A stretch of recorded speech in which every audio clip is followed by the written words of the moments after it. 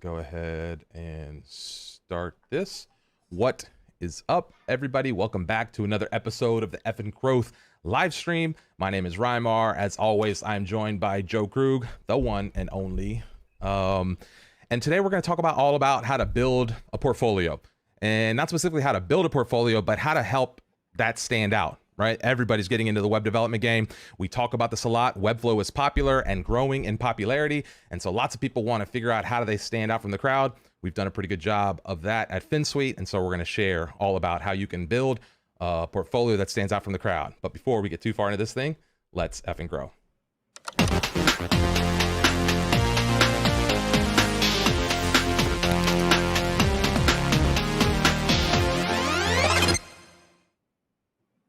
Okay, what is going on, Joe? Episode 19. Hello. We're almost at 20. Yeah. That's a lot of episodes. It feels like just yesterday we were on number 1.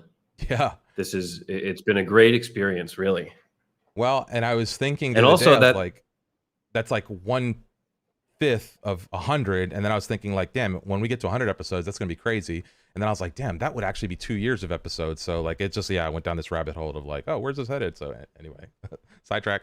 What were you saying? And they're all user generated. What do we have? 17 episodes now that are user generated content episodes. This is what people are asking for. So yeah. That's great. I'm excited to talk about this one, the portfolio that stands out. And like you said, something that we're very passionate about at Finsweet. Yep. I just want to say a real quick hello to Grace Walker with us regularly. Jay's in the house. Aditya's here. What's up, everybody who's watching today and in the future? We've just got a couple quick announcements today before we get right into the show.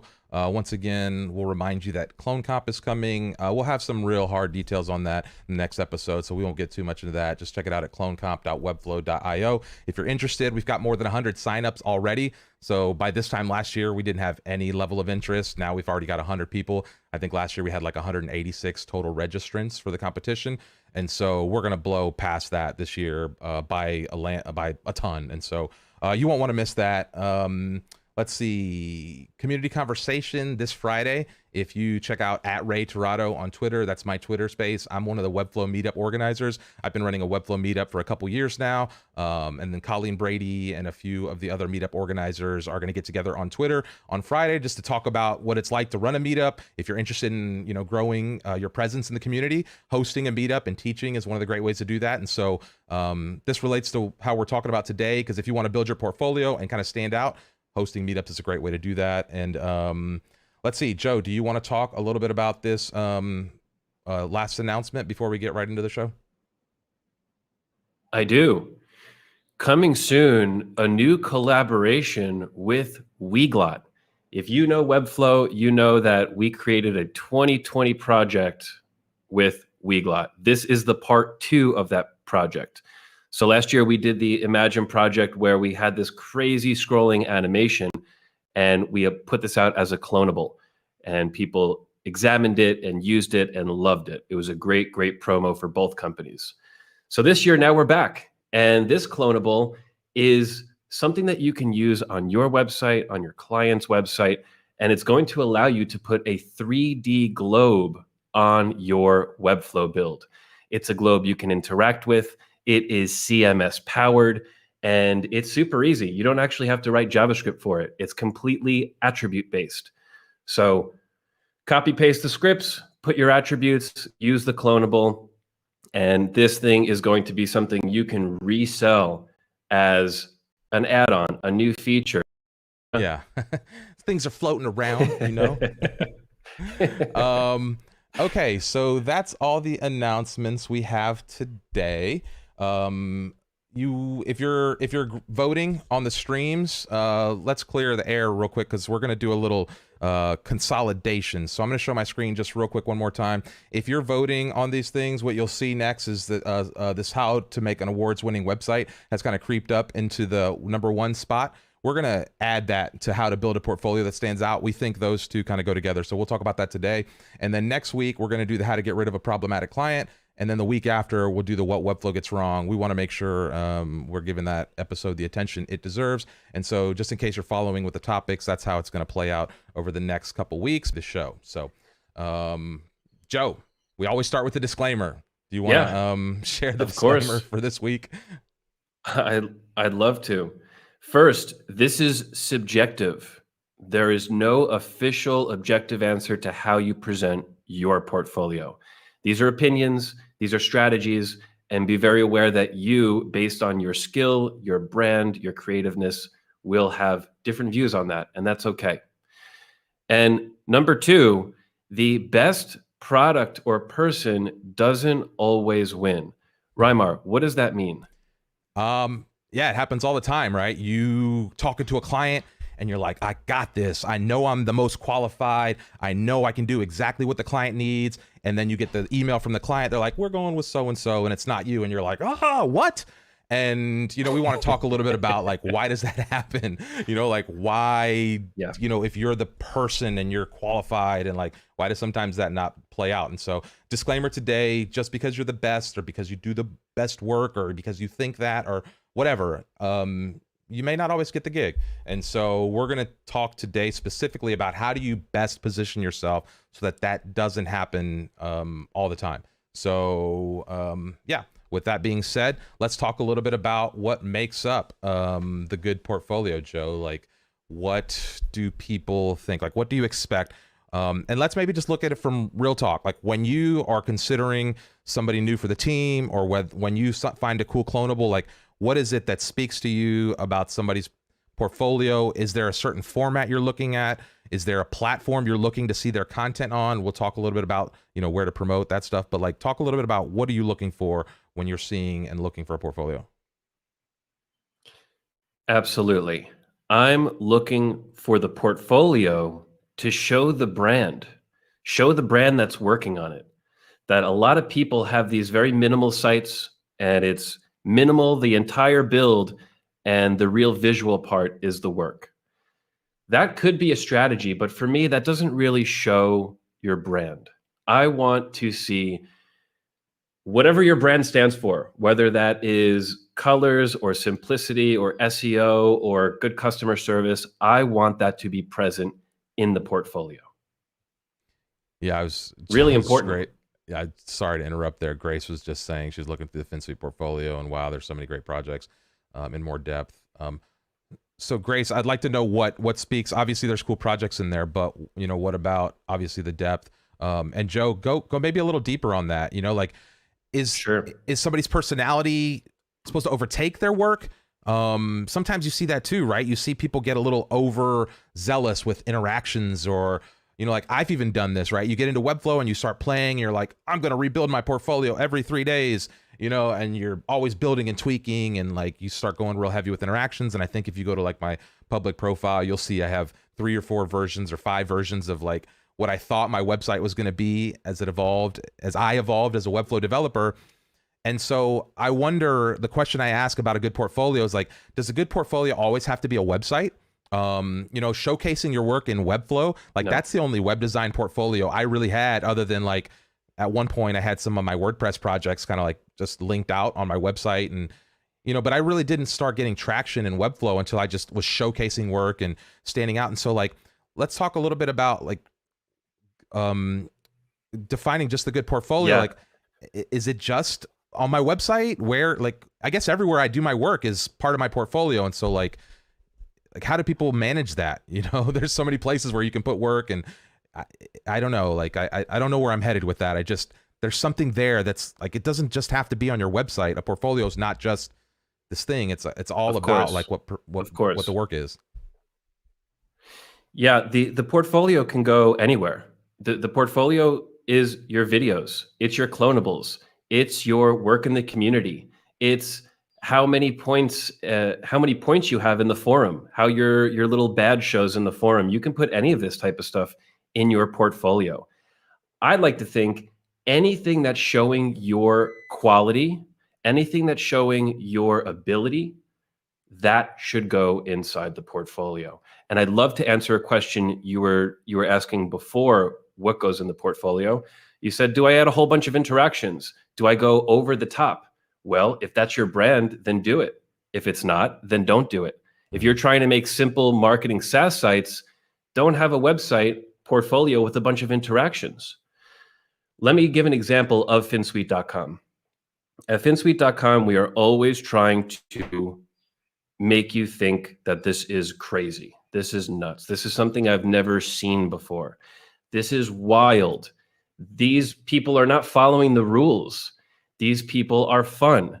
They are creative. They are taking things to the next level in Webflow. These are all the things that we're trying to get across in our portfolio. And that's why you see all these crazy interactions and the colors and the differentness of the site. So that's our goal. And that is what we tried to put forward in the portfolio. Yeah. And I guess that's, I guess that goes back to a greater point. In my mind, a good portfolio just does a good job of representing your work, your potential, your capabilities, and kind of who you are, right? Yes. And so don't get wrapped up thinking like a portfolio has to be done a certain way or exist on a certain platform or just be on Dribbble or just be in Webflow or just be on your website. The portfolio is a representation of you. What you should make sure you don't do is have things out there that pull away from a certain caliber, right? So like just because you have 100 projects under your belt doesn't mean you need 100 projects in your portfolio, because some of those early projects may hurt you. And so I think a good portfolio really just kind of encompasses your potential as a creator. And it's not always easy to do. You know, we've talked about this before. My personal website is still on WordPress. Sometimes you get wrapped up in projects and things are big and complicated. And, you know, we as creators build these things over multiple years. And so sometimes it's hard to just shift and break that or whatever. But a good portfolio in my mind should really just represent your full capabilities, and it should be easily accessible, right? People shouldn't have to like hunt to figure out what you do, right? So it should, you should, a good portfolio is accessible and easy to find. And yeah, that's kind of like where I'll leave that, I think. Let's go back to Grace here. She says the projects are beautiful and diverse in design, but I noticed you don't have any commentary about the projects. Would love to hear more about that. Yeah, Joe, maybe talk a little bit about why we handle portfolios like we do at Finsweet, because maybe that goes right into the next topic of, you know, what goes in a portfolio. And so this is a decision I think that every creator and web developer has to make for themselves, right? What part of yourself do you want to put up front? And so like we said in the first step, a good portfolio represents you well. So what does that encompass? So Joe, how do you scrub that? How do you screen that? If somebody's watching this, how do they decide what goes into my next portfolio or my current portfolio? I like to think everything goes in the portfolio. And there's one exception. If that portfolio piece misrepresents your brand. So we have a lot of websites on the Finsweet site. We have even more. We have about 30 or 40 more sites to add to that homepage. And we're probably going to just keep everything on there. We just want to show everything that we have. And every few months we check it and we take out the projects that are now misrepresenting our brand. They could be older, or they could be type of industry that we just don't want to work with anymore. And we start taking those off. But we still have projects from 3 years ago. And maybe they're not A-list projects, but it shows we did 60 projects. We have 60 successful sites and they look damn good. That's what we're trying to get across, the amount of work that we have. So I like to think everything. And I think a lot of people do themselves a disservice by only showing the 4 best or the 6 best, because when I'm looking at that, I think, well, maybe this person has only done 4 projects. They're all beautiful, but 4 is not a lot. I want to see 24 projects and say, this person can't mess up, or this person probably won't mess up because they've done 24 successful projects. Yeah. That's how I like to look at it. Yeah. And I mean, I guess I tend to agree with that. And like you said, as long as it doesn't detract. So, you know, and this goes back to like taking those steps up in your career. And so there may be phases in your career where you've got to phase out, you know, those early day projects. And, you know, maybe the portfolio has to be curated as you develop and as you evolve, because you always want to show your best work, your best foot forward. Right. And so, but like Joe says, having that depth goes to the credibility, right? So if like your best work is 4 projects, I would say show that, because if you have 4 projects and then the one before that like is going to detract from your brand, you may want to curate that out. And so you'll only put 4 instead of 5. I don't think that's going to make a big deal. But if you could have 4 beautiful projects or 24 beautiful projects, right? What Joe's saying is, I think that credibility goes to like, you're more believable, right? It's like, oh, this is somebody who's stepping up. Maybe you're not going to get the prices of somebody with the 24 or the 50 websites, because now you know, right? You're a known commodity. And so all this goes into play, right? And so it's not to say that a 4-site portfolio couldn't get you the gig, but there's other things you could include in there. And one of the things we talk about, and I think maybe this will go right into the next step of presenting your work, because people are asking about case studies. Was it Robert right here is saying, do you ever utilize case studies rather than just visual examples during your sales process? We don't outline and define case studies specifically right now, Joe, but is that, how would you answer that for Robert? Yeah, we don't do it right now, mostly because of time and resources. That we prioritize a new project, working on a new build with a new client, instead of spending more time on a completed project. So we have prioritized that in the past. So that's why we have no written information, no case studies, Grace, to answer your question, no information about the project other than that visual. We are planning to do this in the future. We now are starting to get enterprise level clients, and we want to do a few core case studies on very important projects that we've done. But in the past, we haven't done it. Nobody asks about it. And it hasn't detracted from the people that reach out. It just isn't needed for us. People see the amount of projects and they have that sense of, okay, this company knows what they're doing. Yeah. I think case studies can also be used because you could also get complicated. Like I've done this myself, going back to the redesigning my portfolio all the time and trying to like figure out how am I going to like put this together.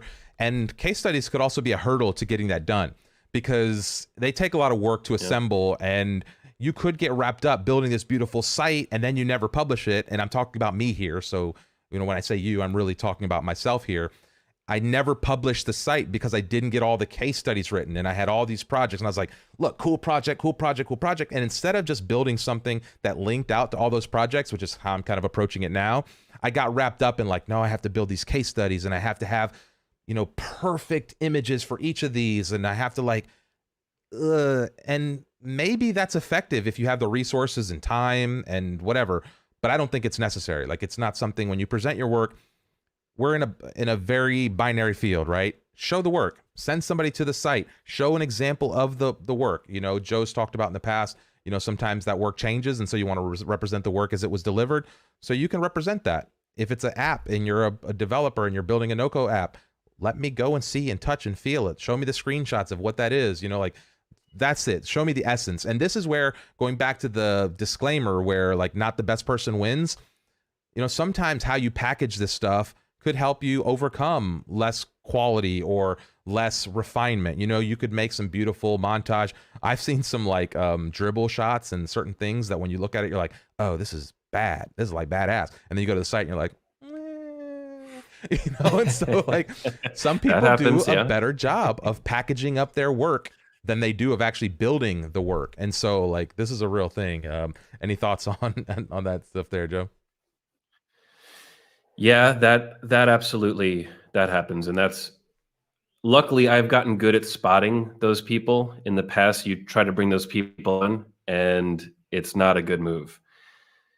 Seeing a full screenshot of a homepage is much better than seeing a beautiful, well-designed thumbnail. So that's why at the Finsweet site, you click through and you just see a simple screenshot of the full homepage. And that's enough for people to see, okay, they understand the flow. They can go and build this beautiful website. Yeah. And Reimar, I have to agree with what you said before with the time. That's why we don't do the case studies. It takes a lot of time, a lot of quality assurance. And if you spend 20 hours doing that, you could spend 20 hours with another portfolio piece. And really, I do think that that's more valuable. Yeah.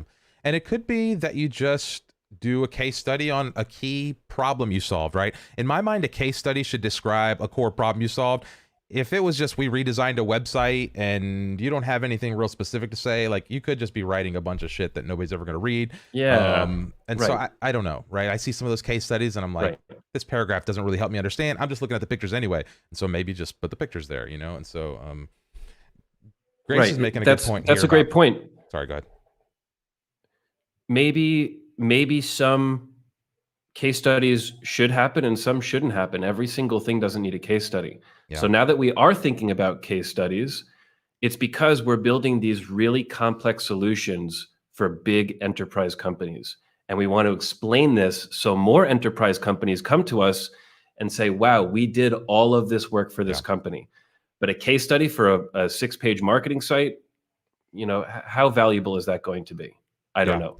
So And also consider that when thinking of it. I tend to agree with that. And Grace talks about creating some kind of structure or a system takes her about 2 hours. That's great. If you want to come up with that. And let's see who somebody else was just saying, what if one just starts out and does not have real customer projects yet? Sure, you could use, and we'll actually maybe address that in a little bit too, because we've talked about this a couple times. But yeah, I think the case study should be about telling a story about a specific problem you solved, right? So like the enterprise case study, or I could see the CMS library becoming really cool case studies of how people are using that and how some people have like solved real complex problems outside of the way we've used it. But we might expect other people to write those or share those with us and we could promote them. And so like, it's just content, right? And so it takes time and it takes planning. And if you're going to do a proper case study, then, it should have all the pieces to it.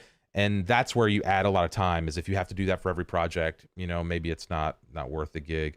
Do we want to take a second and answer this? What if one starts out and does not have any real customer projects yet? Yeah, absolutely. And you got excited Just there. start What do you? building. Yeah. Well, I want to put Grace's most recent comment on after this. That's Okay. what I oohed about. Okay. If you don't have real customer projects yet, just start building things. Take a template that you see online, build it in Webflow, or a design template like a Figma template, build it in Webflow. Take some random company that has a beautiful website, build it in Webflow, and build all of these beautiful things in Webflow and represent it as, this is what I can do in Webflow. Don't represent it as client work. Don't say, these are the sites I built for money.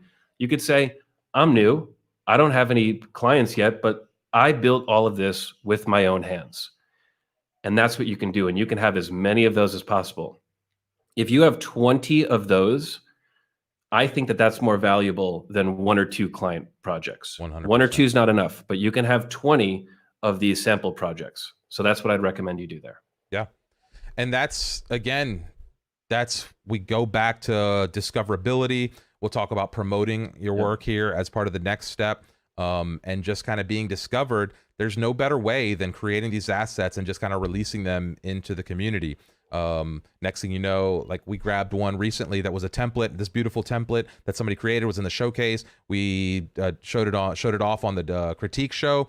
And so like, you never know when people find it. There's 1,500 people that have downloaded that thing, and I'm sure that's put them a lot of radars. None of that's due to us. That's due to like the guy created amazing work, right? It was already catching steam and gone viral well before we showcased it. That's how we found it. And so now this guy's on our radar because he built this cool thing and put it out into the ether and provided value. Lots of people start talking about it, and next thing you know, you get brought up to the spotlight. And so that's one of the best ways to start out. If you don't have people paying you, find ways to build stuff, but don't just build stuff that's like, here's this thing I built, unless there's like, put some purpose to it, right? Like rebrand somebody's website.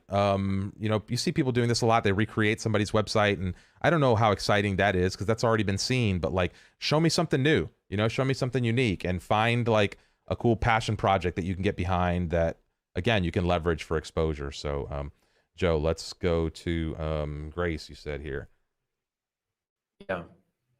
Okay, goes back to advice I always heard in design school. Your personal brand should be clean and smart, but you should spend more of your time on client work over your own brand.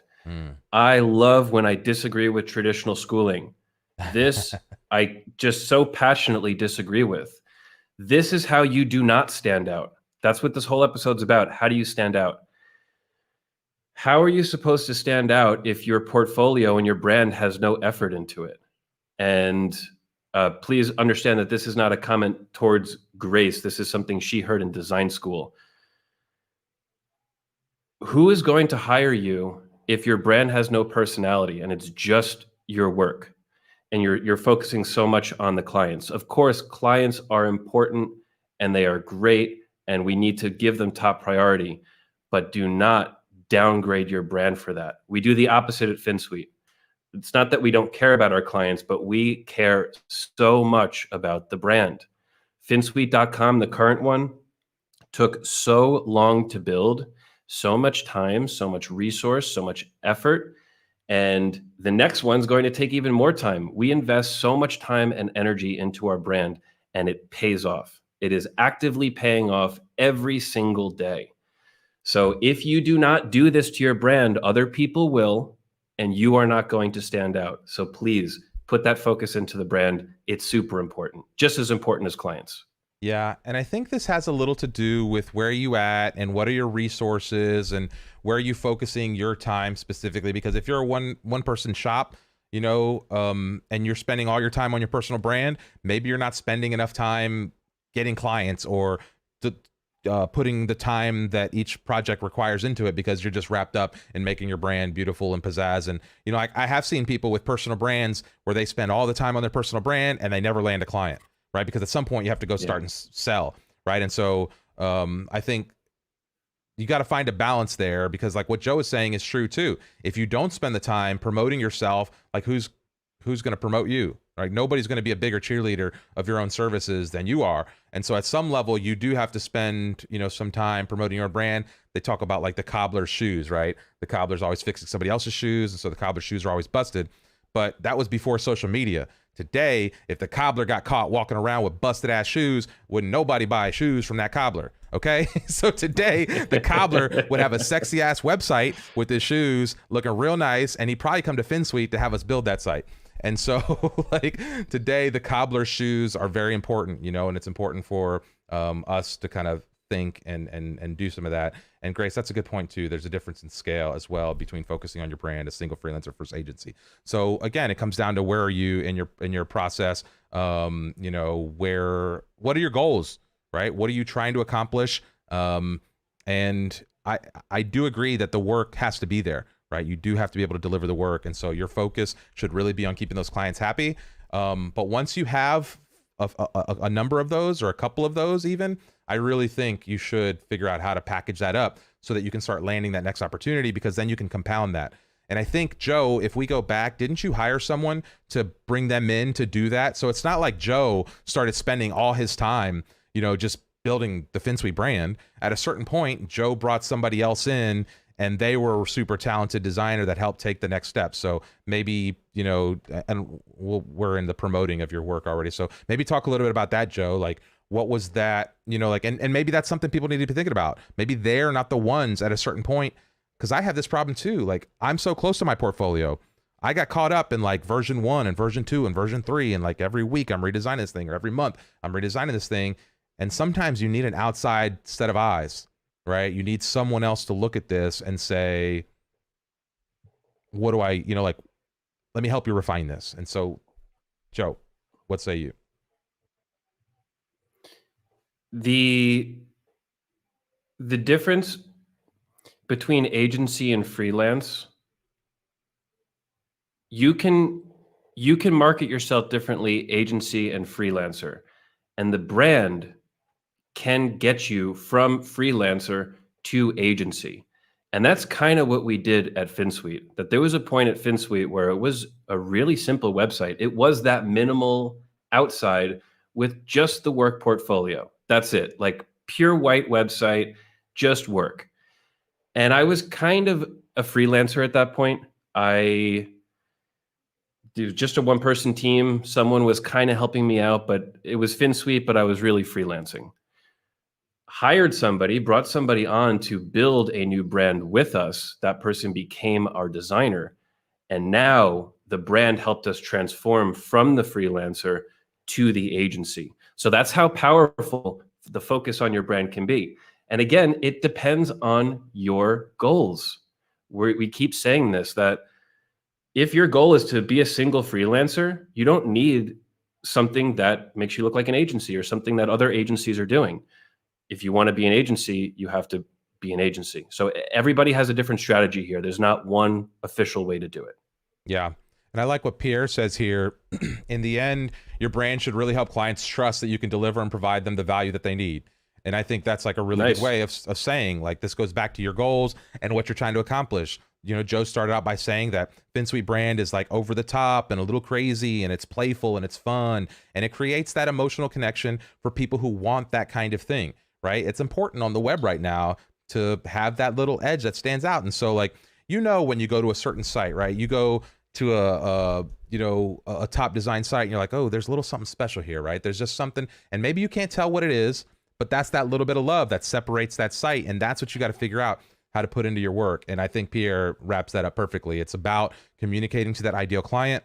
And an insurance client may be different than a real estate client, maybe different than a startup client, maybe different than a local hairdresser. And so, like, the language your portfolio speaks should speak to the audience you're trying to sell to, you know? And that's from a promoting your work standpoint. If you're not talking to the audience directly that you're trying to reach, like, you're going to have a hard time connecting with them and actually closing those deals, which could take us into the generating leads. Do we have anything else left on the promoting your work, Joe, or any other thoughts on the promotion of the portfolio? Go ahead. I have one other thought that I wanted to bring back. So go ahead. I was going to say that we can continue. So go for it. Okay. So one other thing, I was just going to say that don't also get caught up if you're just starting out in thinking that you have to build this crazy website, or that you have to have this huge online presence, and that you have to, like, do the YouTubing and the Twittering and the Facebooking and all the things, right?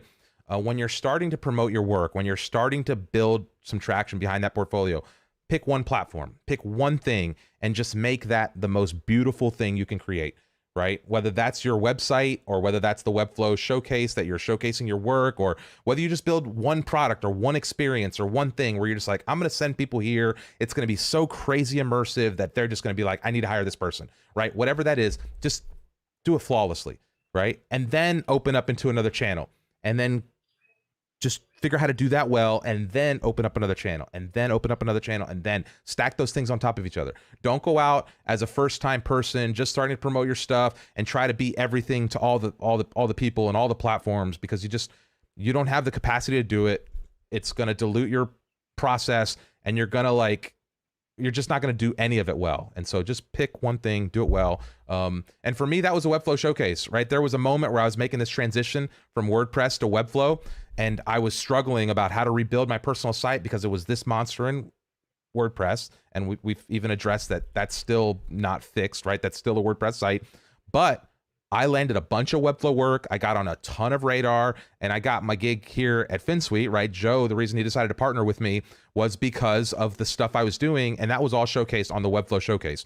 So I didn't have a particular Webflow site. It was just building cool stuff and showcasing it there. And so I don't know that that's the answer for everyone, but that was the answer for me. And I think it goes back to what Pierre was saying about people trusting what you can do. They just saw a broad variety of talent, and they're like, oh, this guy knows Webflow. You know, and so there's a bunch of ways to skin this portfolio cat, is all I'm saying. And I just wanted to go back to, like, just do it well, put the extra step into your work, make sure you go, above and beyond, and that'll start to show. And then don't be bashful about putting that work out and, trying to get it in front of new eyeballs. That's the way to grow, and that's the way to generate leads. So, Joe, I'll leave it there. What do you think about how do you take that into generating high quality leads and really now leveraging that portfolio into sales? It's doing what you just said.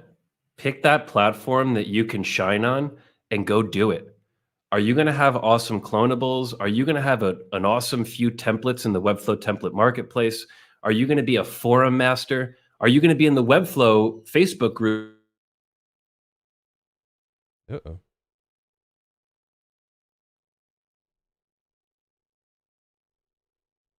Lose Joe there? Okay, so it looks like Joe's internet may have dropped off there. Hopefully he'll jump back off. But yeah, the portfolio is such a Oh no, I think I've done something to my comments now where we can't see the comments. Hey Maggie, yeah, it's tricky to find the time for promotion. It's necessary. It's a big part of the process of generating, revenue and actually using the portfolio to get out in front of people. And so, let's see, I'm gonna go full screen on me, just visuals until Joe gets back. But nope, no, I won't because we lose the sidebar. So generating leads. Let's go back to just, like this is the core part of actually turning all that presentation, of turning your portfolio into dollars, right? So if you just create cool work and you just put things out on the internet, yeah, you got to have a process. And so this is where it comes into creating that call to action, right? And so the portfolio should lead back to that call to action where somebody fills out a form. Somebody somehow reaches out to contact you or figures out some way to get a hold of you so that they can give you money, right? And so like, don't just forget when you're building this portfolio that you're not just building the top of the funnel, right? The goal is, and you're not just building something, beautiful for people to come and explore. Your idea should be to build a machine that brings people, from the top of that funnel into some kind of sales process that allows them to then convert and do business with you. And so don't forget that as you go through, right? It's all about building that trust. Yeah. I'm trying to see. Joe's out. Yeah, Jay, he dipped on us. No, he's got that Mexico internet. So, sometimes that's not the most reliable. If he pops back in, we'll hang tight. Otherwise, I don't know. Any other questions about generating leads? I don't think we had a whole ton on that. We have done full episodes on how to sell yourself, how to sell your brand, how to sell the value of Webflow, et cetera. And so really generating the leads starts compounding on itself, right? So once you get those people converting on your website, once you start the conversation, that's where it all starts, right? Once you start having the conversations, now you can start delivering on that product and taking things to the next level. And really that's what it's all about, right? And so elevating your brand is about how do you get to that next level? And a lot of times to get to that next level, you got to have the sales, right? Because maybe you're at capacity. You're the only person that, can do the work. And so once you're wrapped up doing all the work, you got to find ways to delegate. And that's where this show starts, right? That's where this comes from. If you go all the way back to episode 1, we were talking about how to grow, how to plan for growth, how to delegate, how to bring new people into the operation. And that's really what you're looking for here, right?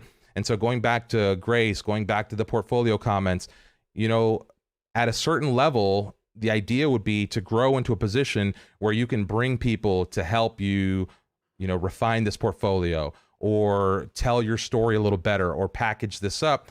And again, to do that, you need more revenue. You need to be able to free yourself up. If you're the only person that's selling and delivering, you that's how you end up in these cycles. One of the prompts on the growth list here is about how to prepare for consistent trajectory, how to prepare for consistent sales and consistent leads. And it's hard to do that if you spend all your time kind of fluctuating back and forth. I'm selling, I'm delivering, I'm doing this, I'm building the website, I'm doing all the things. And so a lot of times you go through this cyclical business. And so the key to some of that consistency is really finding ways to do all these, to create these systems. And once you figure that out, that's how you get to the next level, right? There's two ways here. You could either do exemplary work and just be the one-person shop that charges exorbitant rates and people just line up to work with you, or you can have consistent work, consistent processes, and leverage that into the next step. So let's see, Wyatt. See what you're asking. I can no longer see my screen here. What do you do when you're out of warm targets and need to go into cold territory to land the next project? That's a tough spot. That's exactly what I was talking about, landing yourself in, because it's hard to cold call web deals, right? It's very difficult to just call somebody out of the blue and say, hey, hire me to do your website. You don't know whether they're at this point where they need a new website. You don't know when the last time they did a website. So it's really hard to do cold website sales because of the complexity of what goes into a website. And so this is where you always want to have leads. You always want to have a steady flow. And this is what goes back to making sure that that portfolio is always out there. One of the reasons why blogging has become so popular on the web is because of the long-term SEO value. And these blog articles are always out there in the ether, grabbing people's attention on search or wherever, or even YouTube. Same thing, right? It's all about pointing eyeballs back to your website, back to your content, so that you can gain traction to get these leads, right? And so that's that middle of the funnel section, top of the funnel section. If you find yourself without warm leads, you got to go back to figuring out, how do I increase the top of my funnel here? How do I get more people seeing my portfolio, seeing my work, seeing my potential, filling out this form, and getting to the place where now I can talk to them to do business, right? And so I really think that that's the core thing there. You don't want to find yourself in a desert of leads, if you will, Joe. So Joe's back, everybody. We made it through the Sorry about that. No, it's all good. Power went off and on. Yeah, it was a little turbulent for a second because I caught myself a little off track there, but we got it figured out. We were just talking about Wyatt was talking about what to do when you're out of warm leads, and and how do you generate cold leads. And I was saying that it's about momentum, and cold calling's not very good. And we've done quite a bit of that. So anyway, any other questions, Q&A, any thoughts on that, Joe? While you're starting back in here, I did make fun of Mexico Internet, sure. in case you want to defend Mexico Internet. Just saying. Yeah, no, that's all Mexico Internet. That's the reason for that. I don't know if this was talked about, but I'd love to finish what I was explaining as I got cut off. Oh, great. That creating these clonables and creating these, where you establish yourself on a certain platform, people are going to start finding you here. And this is where you can get to those cold leads. I can't tell you how many times people have come to us and said, I found you through this project.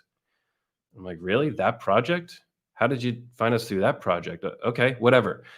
It could be a set of clonables. It could be something that's targeting a certain search word that you really want people to come to you for. It could be a series of tutorials. It could be you being really active in the Facebook group. There are companies and clients that are in the Facebook group just watching. We see it all the time. Someone comes in and has a solution in Facebook, and then that same person is commenting on fresh leads. So pick your platforms and really start owning those. It's not easy. You're not going to start doing things and just generate leads. This takes time. Yeah, and a lot of this stuff, somebody, let's see, Pierre was saying, blog posts and videos also help both building that trust, but also potentially generating value for future clients. Sure, and that stuff takes time to take effect, right? You're not going to publish, unless you're some superstar influencer, you're not going to publish an article tomorrow and be on the first page of search results, right? We talked about SEO and what it takes to kind of grow that presence online, and that takes time. It takes time for the URL to gain momentum and credibility, and we won't go into everything we covered in the SEO episode, but it takes time to get that kind of reach. But you would be surprised what one viral article will do, and it doesn't even have to be that viral, right? A couple thousand people seeing it, or some kind of distribution. Like, you'd be surprised what happens, and it's years later sometimes, right? Like Joe was saying, I still, when I look at my analytics on my website, I get 80% of my traffic from articles I wrote 5 years ago. I don't blog regularly on my website. I still generate something like 30,000 views a month on my web network, right? And this is just all legacy content sitting out there that points people back to me. And when they get to me, then they see, oh, interesting story. Oh, link to Webflow, link to this, link to that, link to Finsweet. Next thing you know, they're like, oh, who is this person? And they want to talk with me. And that leads to whatever, right? Whether I refer a lead into Finsweet, or whether I refer it out to another freelancer, or whatever that is, it starts the conversation. And so that should be your goal as you're building this, right? This is exactly what we're doing with this Finsweet content, with all of the clonables, with all of the resources we create for the community. These are all just magnets that point people back to us, that then allow those conversations to start. And then we can triage those conversations in different ways. Sometimes that's new business. Sometimes those are community relationships. Sometimes that's a corporate co-marketing opportunity. It's all sorts of things. But again, it's not cold, right? We've nurtured this stuff, and there's a steady stream of that. And I know you can't do that at the beginning, but it is something you should aspire to. Vi is saying, here's a one-man, fairly new agency. This podcast is really making me think about scaling and growing. That's exactly it, right? You should at some level want to figure out, at least to get to the place where you can only do the things that you want to do, right? If only to grow, to just get to that point, to where you can just be in control of your time and do and focus on the stuff you want to do. That's, a beautiful exploration. So anyway, Joe, Any other thoughts on that? Let's bring up Emmanuel's comment. Emmanuel just posted in the comments. Posting occasionally into Facebook groups got me into a few agency radars, and it got me my dream job at Finsweet. This is a perfect example. I saw Emmanuel post in the Facebook group this series of integrating Webflow with Stripe. It showed me that he had technical ability. It showed me that he knew about the Webflow infrastructure. It showed me he knew Webflow development, and it looked pretty. And he was presenting it well, and his video quality was good. I just scrubbed through his videos. I didn't even watch the whole thing. Just scrubbed each one, got a little piece of it, and I reached out to him with a come join us full time right away.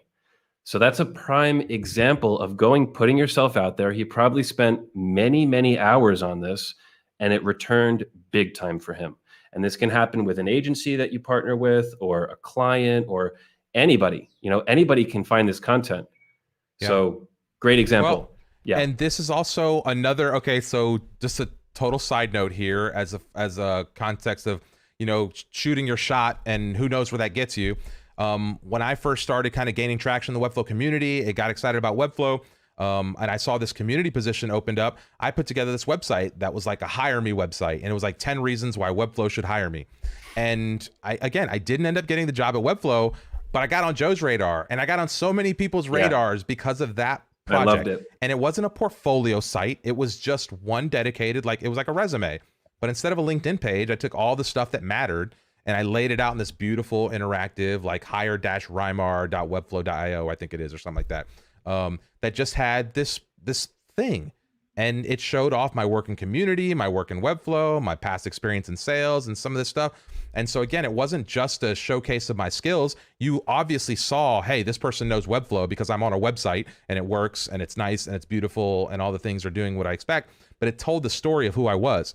And it didn't get my initial goal, but I honestly feel better off that I landed where I am now. And that put me on so many people's radars in the community. And that just got so much good exposure for me in the community that I would just encourage, to explore in certain ways like that. Like, we live and we're playing in a medium that is so malleable, right? It's just this visual medium that you can do anything in. You could add video, you could add interactions, you could add, choose your own adventure stories. And so just find creative ways to build experiences that catch people by surprise. You want to stand out, you want to generate leads, you want to get people on people's radars, stop people dead in their tracks, right? Like, when I'm browsing the web and I'm just exploring and I find that little site that I'm just like, ooh, what is this? I need to know who built it. I want to know, is there more like this? Are there other things here? Like, who built this? What are they doing now? Like, what are their projects? And this is the experience you want to create. And again, you only need to do that once. You don't have to do 50 of those.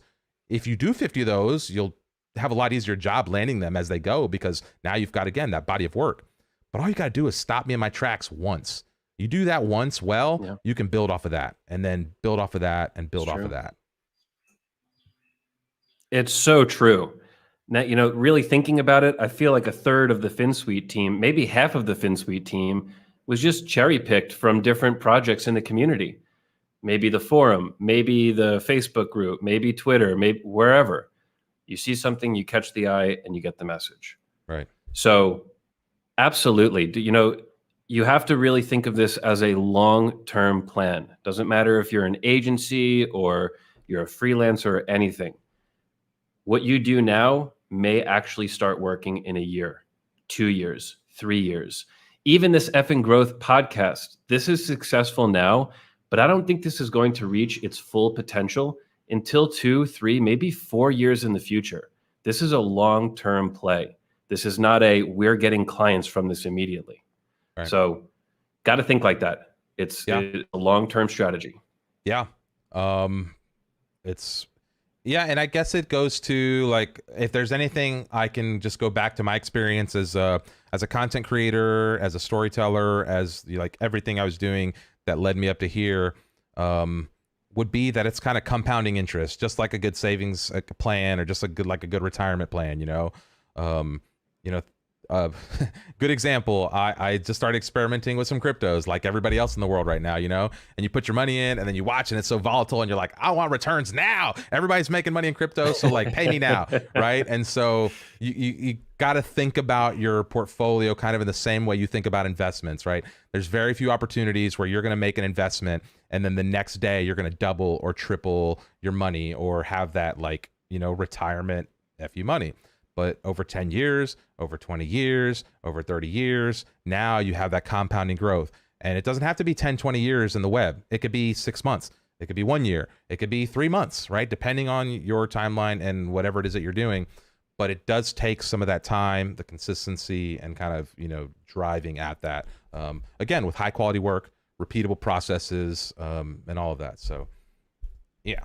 Anyway, what else, Joe? What do we got? Let's see. Nice. Any other comments coming through? What other questions we have? Jay saying my girl was in the shot twice, walking behind me. You're welcome. She's walking in the background. You're famous, Molly, if you're watching. Rock and Roll CEO said, I read your viral legendary article just 2 months ago. Yeah, thanks for that. It's 7 reasons why you'll never do anything amazing in your life, was an article that I wrote. And it's still, I can't even tell you the amount of traffic that article generated. It's tens of millions of articles over the last couple years, of millions of views over the last couple years. Yeah, and that was just some rant. It was like some rant that I just, it was really like a conversation between like the perfect version of myself and like the shitty, lazy version of myself. And I, you know, like going back and forth, like if I was going to yell at myself and give myself the best lecture I've ever had about like why, you know, I'm not going to do something, like it was in this article, and that thing went viral. It still drives crazy traffic to this day. So yeah, one little thing can really open all sorts of doors. That's how I fell in love with publishing on the web, is like seeing that exposure and figuring out like, oh, I can reach all of these people and you can have this impact. And then I started realizing it's very hard to monetize that exposure. And so that's what led me into publishing, into thinking about web publishing tools and thinking about, you know, like how to do this better, which now led me again to Webflow and growing and figuring out what we're doing, you know, now here at Finsweet, and all that experience is coming into play. But I didn't know how it was going to play out back then. I was just experimenting. I was just trying to stop people in their tracks and get them to like, again, come into that funnel so that I could generate those leads, that I could hopefully get to that next level in my career. And so, you know, for whatever that's worth. And look where it led you. Content and community. Yeah, you're writing all the time, you're doing content. So sure, that was the starting path to the future of your career. It's great. Yeah. Well, and I kind of want to talk about that because a lot of the, you know, you hear this a lot of the jobs that, you know, younger people are going to be doing in 10 years don't even exist right now. And that's where I go back to like, look, there are no rules for anything that's happening right now. We're like in the wild west of the web. Currencies are being redefined. Online experiences are being redefined. The way we interact online is being redefined as communities. The way we work digitally is being redefined. The way we interact socially is being redefined. Like literally look around your life and tell me the one part in a meaningful way that's not being challenged structurally by the way that culture is changing, the way society is changing, the way everything's changing. And so this is the time where like creative people can just, like, this is the heyday. This is it. Like if you're a creative person, there's never been a better time to be alive than right now at the edge of this screen, building with tools like Webflow in this no code world. And so, yeah, Ron John says it right here. The secret is consistency. It's about just doing it and doing it and doing it. Yeah, that's a great way. So, any other thoughts there, Joe? Before we got a question from Babis here about the G tag for Webflow course. Yeah, Babis, we are done with the course minus the video editing. So we have a lot of videos coming for you, like a lot. And we have a backup of video editing. So actually just this week, just last week, we are starting to build a dedicated video team, video production, video editing, so that we can get these out faster. So it's all done. We're just editing the videos, putting the final Finsweet production touch, and we're going to get that to you as soon as possible. Yeah. And if anybody out there is a video editor, an aspiring video editor, and you're looking for some work, we're building a team. We're looking for some talented, like you don't have to have a crazy portfolio. We would like to see obviously some samples of the work, but yeah, we're looking for talented creative people who are interested in helping us tell stories. So if you're out there and you're an aspiring video person, shoot us a message in the comments, communications@finsweet.com. Find us in the co-working space after the show, or any other number of ways to get a hold of us. But we are looking for talent in that space to grow and expand that side of the operations. So if that's you, we'd love to hear from you. That's where we've gotten the best hires so far, is plucking from the community, people who understand the product, people who are passionate for growing. Yeah. So, all right. So should we close this and wrap it up? Do we jump into the co-work space, or no more questions? Yep. Yeah. Great. Okay. Awesome. Boom. Awesome. I'll send you some, Ron John. Okay. If you're talking about the video editing stuff, love it. Great to see that. Okay. We're going to kill the stream. That was it. That was episode number 19, all about how to build your portfolio. Hopefully you got some value out of that as you watched. Again, we appreciate everyone tuning in with us live today. Go vote for your next episodes. We'd like to know what you would like to see us talk about next. Don't forget, we've got this Friday, we've got that community conversation on Twitter Spaces. Thursday, we've got another episode of Critique. We've got Johnny Gomes from Webflow coming out as one of the guest judges, and we're still waiting to confirm the 4th. So we're waiting to hear back. Hopefully we'll get confirmation by the end of the day on the 4th. So I won't announce that yet, but we've got another cool episode of Critique coming up on Thursday. And that's it. We'll catch y'all later. We'll see you in the co-work space if you're going to hang out with us. Otherwise, we'll see you next week. Bye.